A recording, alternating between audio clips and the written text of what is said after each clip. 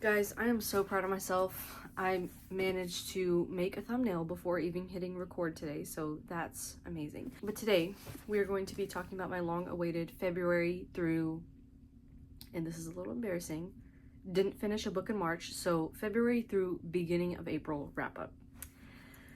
We're dealing with it. We're here, I'm filming, and that's what matters. So, to start off, I watch Kendall Watson sometimes, and she does a little bit of stats in the beginnings of her wrap-ups, which I like because it like structures everything pretty nicely. So I'll do that right here real quick. So I read 2 nonfiction, like 2 religious spirituality books, and 1, I want to say like literary fiction or modern classic, you could say. So the first one I read, Praying the Rosary Like Never Before. I am in a book club at church for this book, and I went ahead and just finished it. This book is amazing. I already have been praying the rosary consistently since Lent of last year, and I love it. It has enriched my spirituality so much, enriched my faith so much. And Dr. Edward Sri, the author of this book, he goes into detail each decade, each mystery of the rosary, and with scripture-based evidence, of course, like points out like things that I didn't even realize about the rosary. If you've ever been considering like, oh, it's too much repetition, I don't have enough time, he like reminds you that you don't have to like pray all in one sitting. You have options when it comes to praying the rosary is what I'm trying to say. So it's really, really good. 5-star read for me. Goes into so much detail, and like there are so many things I underlined and highlighted in this book, and I annotated it as well. So like, for example, like I underlined this, for example, in other words, while Christ feels a full aversion to death, he also is completely willing to embrace that suffering on the cross for the sake of his Father's plan of salvation. So just stuff like that makes me think in ways that I've never thought before regarding the rosary, and it made me appreciate the rosary all that much more.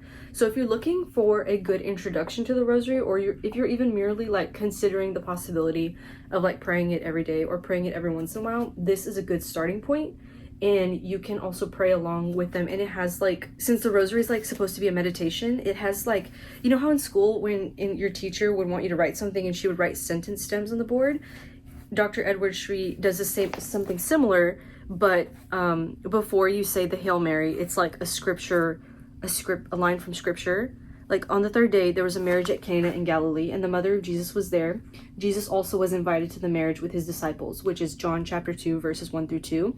And then it says in italics, like, Hail Mary. And that's when you would start praying. And it gets you into the mindset of praying. So, overall, really, really good book. My second February book, it is Having a Merry Heart in a Martha World by Joanna Weaver. This book, really good. I also want to say it's like a 5-star read for me as well. It centers on the story of Mary and Martha from Bethany. It's basically comparing and contrasting the 2 personalities of Mary and Martha. Martha was she was a very busy woman. She was planning a feast for Jesus when he came to visit the house, and she was very stressed out, very just all over the place, giving very much eldest daughter vibes. I think she was the older sister, but anyways. Meanwhile, Mary is just sitting at Jesus' feet, like appearing as to like not really care to help Martha. It's not that. Like, she just was focusing on the most important person in that house, which was Jesus, and she put all her worries aside and just focused on him. And Joanna just goes into so much detail, using anecdotes from her personal life as well, to just say that it's okay if you have a bit of Martha in you, but also like step aside and let the Mary in you come out, basically. And a lot of good underlined parts in here as well. And there's also like blocked off sections called, like, for example, this one's called Finding God's Will, and it's just a little bit of like steps to put into practice and apply to your life what Joanna is writing about in that particular chapter, for instance. And she gives like just very good real world applications to just have a merry heart in a Martha world. Like, it's very, very, very, very simplistic, very easy to understand, and just overall a really good book to apply to your life if you're wanting to just get deeper into scripture and deeper into just letting things go and focusing on God. So for my 2 spiritual books, those were really, really good. If you've read The Secret History by Donna Tartt, you already know this book is just crazy. Like, Okay, I just finished it today, so that's why I wanted to film this wrap up and just like talk about it with you guys, because I don't even know where to begin. This book is insane. So I'm not gonna spoil anything. Like, all my wrap ups are spoiler free. We know this. Richard Papin, or Richard Papin, whatever. He is the main character of this book, this 555 page book. So he applies to this school called Hampton College in Vermont. He's minding his business, going around, and he finds out about this Greek class, and he sees these people, these students in the class. They go by, their names are Charles, Bunny, Henry, Francis, and Camilla. It's 5 students, and he just becomes fascinated with them. He's like, oh, I want to like hang out with them. I want to be involved in that class. So he signs up for that class. Little did he know that that would be the worst mistake he would ever make in his life. Anyways, he is hanging out with these people, and there's a part of the book that was so unnecessary to me. For example, like, Francis has this huge country house that's like 15 minutes away from the campus, and they would go and like spend their summers there or whatever.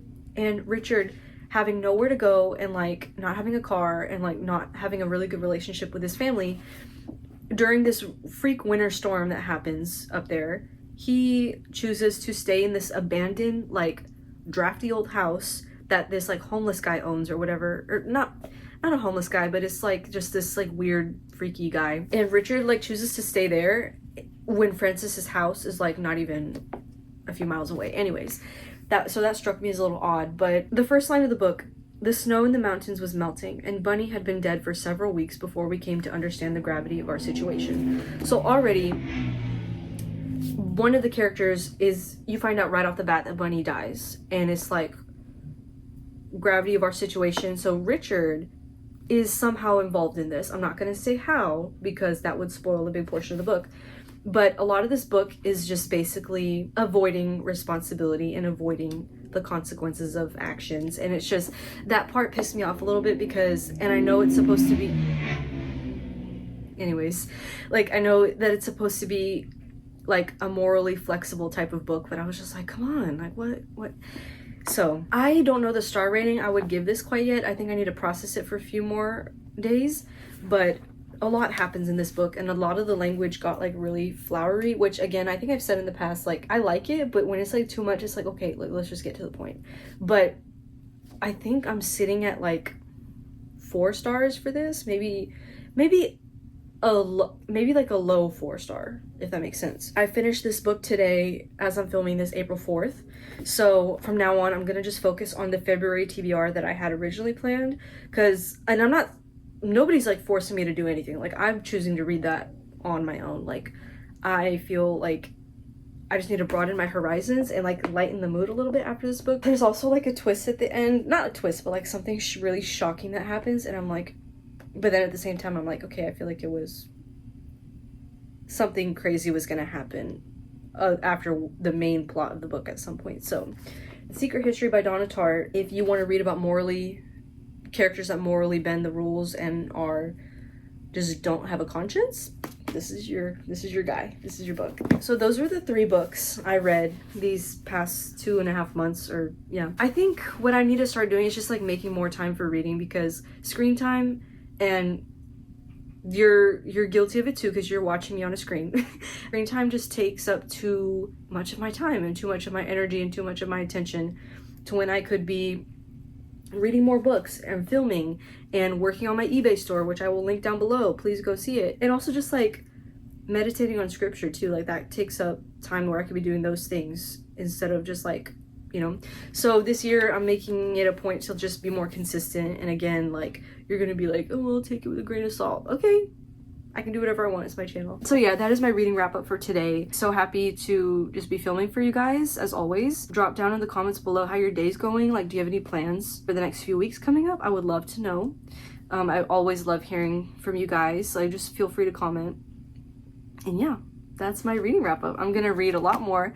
My next video, I plan to just read through my TBR, or I'll just go on a romance book binge. Yeah, so yep, those are my books. I hope you guys have a wonderful day. I hope you guys are doing good, and I will see you guys in the next video. Bye!